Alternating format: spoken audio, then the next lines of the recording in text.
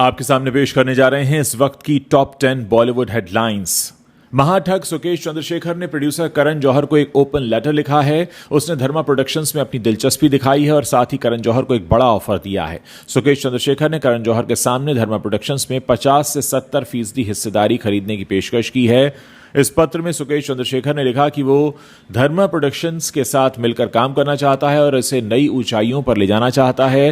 वो film industry में एक बड़ा निवेश करना चाहता है और धर्मा प्रोडक्शंस को वो बहुत अच्छे अवसर के तौर पर मानकर चल रहा है अगर उसे निवेश का मौका मिलता है। इसके अलावा सुकेश चंद्रशेखर ने करण जौहर की तारीफ की है, उनके साथ काम करने की इच्छा जताई है। महाठग सुकेश ने अपने लेटर में यह भी बताया कि उसकी कंपनी एलएस होल्डिंग्स के अंतर्गत एक फिल्म प्रोडक्शन हाउस भी चलाती है जिसका नाम है एलएस फिल्म कॉप और यह प्रोडक्शन हाउस 70 से भी ज्यादा फिल्मों को फाइनेंस कर चुका है। उसने सिनेमा के प्रति अपने पैशन को व्यक्त करते हुए कहा कि मेरे लिए फिल्में सिर्फ एक बिजनेस नहीं है बल्कि एक पैशन है, एक इमोशन है, क्योंकि मैं खुद भी एक फिल्म प्रेमी हूं। सुकेश चंद्रशेखर ने करण जौहर की तारीफ करते हुए उन्हें एक शानदार इंसान बताया। सुकेश चंद्रशेखर का कहना है कि यह खुला प्रस्ताव है और इसके लिए वो करण जौहर को कोई भी कीमत चुकाने के लिए तैयार हैं। सुकेश चंद्रशेखर ने लेटर में लिखा, मैं धर्मा प्रोडक्शंस में 50 से 70% हिस्सेदारी खरीदना चाहता हूं। आप मुझे वो रकम बताइए जो आपको उचित लगे। मैं वादा करता हूं कि इसमें कोई भी मोल भाव नहीं होगा और हम 48 घंटों के भीतर इस डील को पूरा कर लेंगे। इस बीच कल ये खबर आ ही गई थी कि अदार पूनावाला ने धर्मा प्रोडक्शंस में 50% स्टेक खरीद लिया है 1000 करोड़ रुपए में।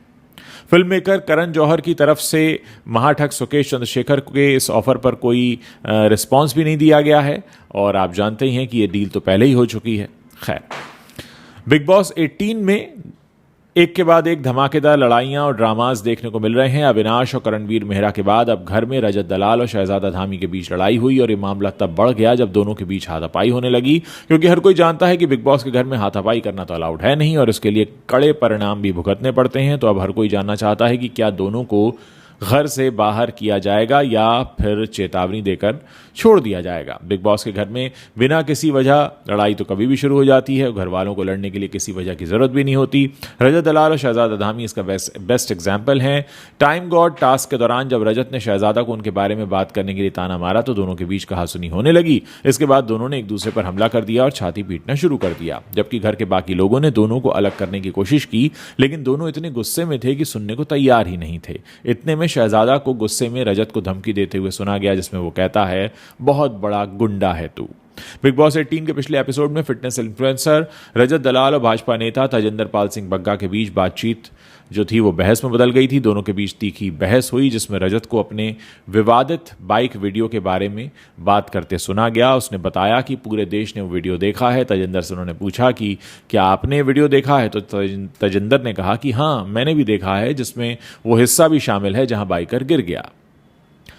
टीवी अभिनेत्री सुरभि ज्योति और अभिनेता सुमित सूरी बहुत जल्द शादी करने जा रहे हैं। कपल ने इस साल फरवरी में शादी करने की बात कही थी, हालांकि कुछ कारणों से शादी की तारीख आगे बढ़ गई। उन्होंने इस शादी के लिए जिम कॉर्बेट नेशनल पार्क का इलाका चुना है जो नैनीताल में है और यहाँ एक रिजॉर्ट को बुक किया गया है। इस शादी की खास बात यह है कि इसमें जो सृष्टि के पंच तत्व हैं उनका इस्तेमाल किया जाएगा और बहुत ही इको फ्रेंडली तरीके से सारी रस्में अदा की जाएंगी, यानी पृथ्वी, जल, अग्नि, वायु और आकाश के महत्व को अलग अलग तरीकों से समझा जाएगा और प्रकृति को महत्व देते हुए इस कपल ने अपनी पूरी शादी की रस्में प्लान की हैं।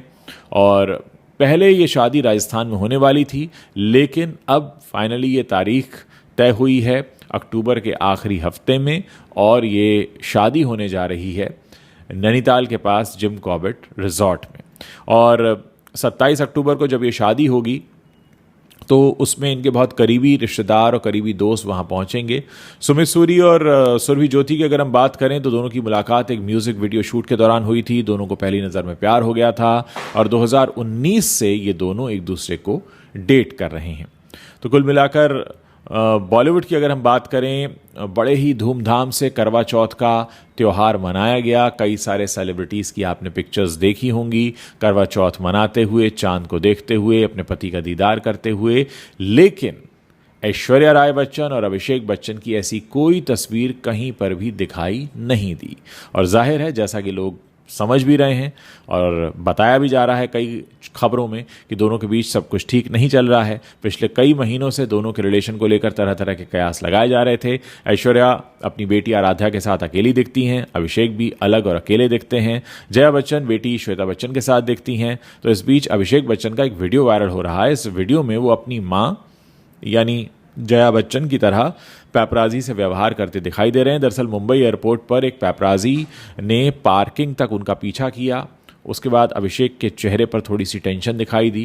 वो अपनी kabaddi team Jaipur pink panther के कुछ खिलाड़ियों के साथ थे। पैपराजी ने जब उन्हें एयरपोर्ट पर देखा तो उनका वीडियो बनाना शुरू कर दिया। अभिषेक ने पैपराजी से कोई बात नहीं की। एक कैमरामैन उन्हें लगातार फॉलो कर रहा था। इस पर वो नाराज़ हो गए और जब बहुत नज़दीक उनके कैमरा आ गया उनके फेस के, तो उन्हें उस कैमरामैन को रोकना पड़ा और हाथ जोड़कर कहना पड़ा कि बस भैया अभी हो गया, थैंक यू। और लोगों को ऐसा लग रहा था कि वो जया बच्चन वाला मोमेंट आने ही वाला है जहां पर वो पैपराजी पर भड़क जाएंगे। उम्र के इस पड़ाव पर आकर भी डिंपल कपाड़िया ने अपने एक्टिंग टैलेंट से साबित कर दिया है कि वो फैंस का दिल जीतना बखूबी जानती हैं। इन दिनों वो अपनी अपकमिंग फिल्म गो नोनी गो को लेकर चर्चा में हैं। हाल ही में ट्विंकल ने अपने इंस्टाग्राम हैंडल पर फिल्म का पोस्टर शेयर करते हुए लिखा, गो नोनी गो अपनी पहली स्क्रीनिंग के लिए पूरी तरह तैयार है। सलाम नोनी अप्पा एक कहानी के रूप में शुरू हुई जिसे मैंने पहली बार 18 साल की उम्र में लिखना शुरू किया था और अपने 40 साल की उम्र में आकर पूरा किया।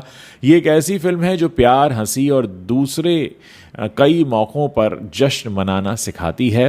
फिल्म का प्रीमियर बुधवार को मुंबई फिल्म फेस्टिवल में होगा। फिल्म में डिंपल कपाड़िया, आयशा रज़ा, मानव कौल और आथिया शेट्टी काम कर रही हैं। इसे सोनल डबराल और निखिल सचान ने लिखा है और सोनल डबराल ने ही निर्देशित किया। आपको बता दें कि फिल्म 50 के दशक की एक महिला के इर्द गिर्द घूमती है जिसका एकमात्र साथी उसकी जिंदा दिल बहन है। फिल्म को समीर नायर, दीपक सहगल, ट्विंकल खन्ना, तनुज गर्ग और अतुल कासबेकर के सहयोग से बनाया गया है।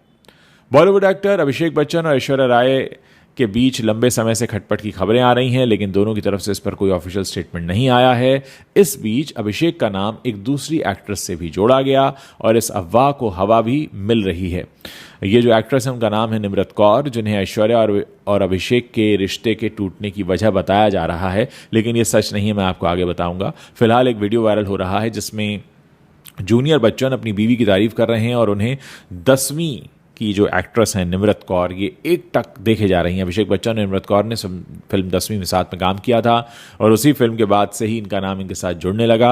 अब दावा किया जा रहा है कि निम्रत और अभिषेक की नज़दीकियाँ बढ़ रही हैं और ऐश्वर्या को ये पसंद नहीं था, इसीलिए उनके रिश्ते में दरार आई। हालांकि अभिषेक की टीम की तरफ से सफाई दे दी गई है कि इस तरह की खबरों को हवा ना दी जाए, लेकिन हाँ, सोशल मीडिया भरा पड़ा है क्योंकि सोशल मीडिया को कुछ ना कुछ मसाला चाहिए होता है।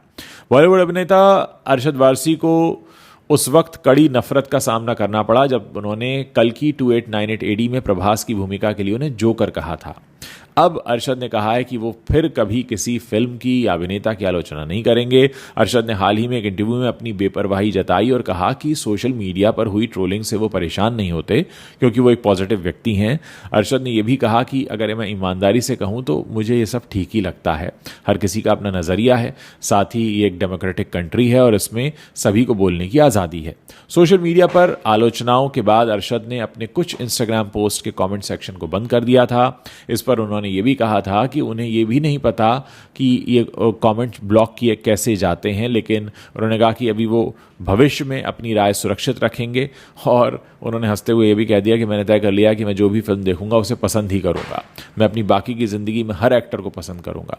आप जानते हैं कि अरशद वारसी ने यूट्यूबर संदेश भाटिया से बात करते हुए कहा था कि कल्कि में तेलुगु सुपरस्टार प्रभास का किरदार एक कैरिकेचर जैसा था और इस बात ने लोगों को नाराज़ कर दिया।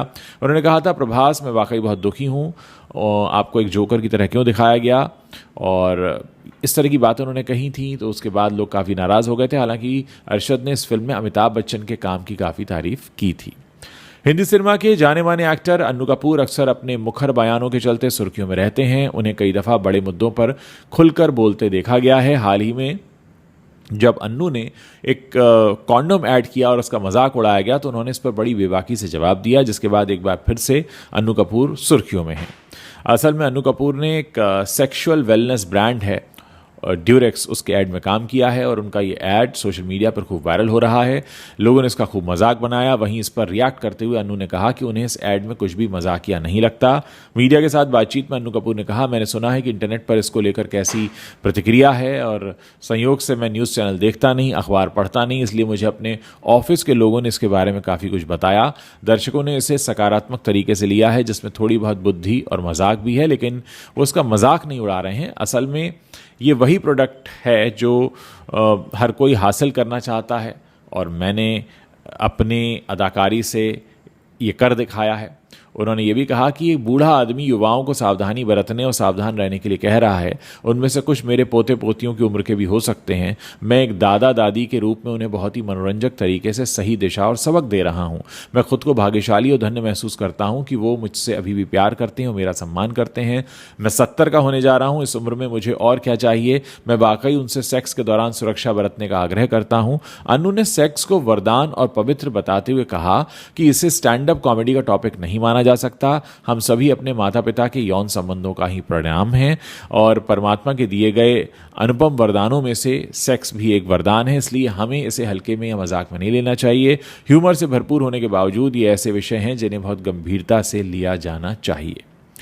मधुबाला जैसे टीवी शोज का हिस्सा रही दृष्टि धामी प्रेग्नेंट हैं और सोशल मीडिया के जरिए फैंस को अपनी पर्सनल लाइफ की झलक देती रहती हैं। उन्होंने एक ताज़ा पोस्ट में बताया कि कैसे वो खुद को अभी टीवी शो फ्रेंड्स के किरदार रेचल ग्रीन जैसा मान रही हैं। दरअसल दृष्टि धामी की प्रेगनेंसी को 41 हफ्ते पूरे हो चुके हैं और अभी तक उनकी डिलीवरी नहीं हुई है। दृष्टि धामी ने एक वीडियो पोस्ट किया है जिसमें वो अचानक कैमरे की तरफ अपना बेबी बम फ्लॉन्ट करते हुए कहती हैं, सही सुना, अभी तक बच्चा नहीं आया है। दरअसल दृष्टि धामी ने फ्रेंड्स टीवी शो में रेचल के डायलॉग पर ही लिपसिंग किया है।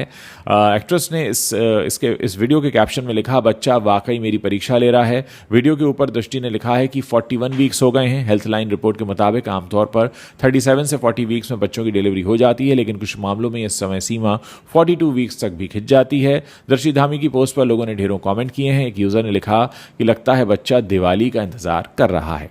वहीं एक फॉलोअर ने दृष्टि धामी के इस वीडियो पर लिखा, लगता है दिवाली पर लक्ष्मी जी घर आएंगी। एक शख्स ने यह भी लिखा कि बच्चा गर्भ में आराम से मजे कर रहा है, चलो बच्चे अब तुम्हें बाहर आने की जरूरत है। एक फैन ने लिखा कि आपने पूरे 9 महीने तक इंतजार किया है तो थोड़ा और सही, जल्दी हम सभी बच्चे की झलक देख पाएंगे। और कुल मिलाकर इस तरीके की जो प्रेगनेंसी है उसको लेकर दृष्टि को ट्रोल भी किया जा रहा है। साउथ सुपरस्टार सूर्या की most awaited upcoming film Kanguva का लोग बेसब्री से इंतजार कर रहे हैं। यह फिल्म साउथ की अगली बड़ी फिल्म है जो कि 14 नवंबर को रिलीज होगी। इस फिल्म का ट्रेलर 12 अगस्त को रिलीज हुआ था, जिसे दर्शकों का काफी अच्छा रिस्पांस मिला है। हाल ही में इस फिल्म का दूसरा गाना योलो रिलीज किया गया, जिसमें central board of film certification ने कई बदलाव कराए हैं। 21 अक्टूबर को सूर्या और दिशा पटानी का योलो सॉन्ग रिलीज हुआ, जिसके प्रीमियर से पहले सेंसर बोर्ड ने गाने में बदलाव की बात कही।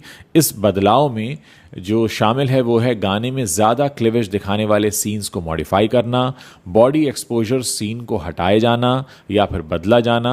गाने में हुए बदलाव के बाद सेंसर बोर्ड ने इसकी मंजूरी दी। ये फिल्म का दूसरा गाना है। कंगुआ में बॉबी देओल और दिशा पाटनी शामिल हैं। दोनों इस फिल्म के जरिए तमिल फिल्म इंडस्ट्री में अपना डेब्यू कर रहे हैं। कंगुआ की रिलीज डेट काफ़ी करीब आ गई है, जिसकी वजह से फिल्म मेकर इसकी प्रमोशन में किसी भी तरह की कोई कमी नहीं रखना चाह रहे हैं।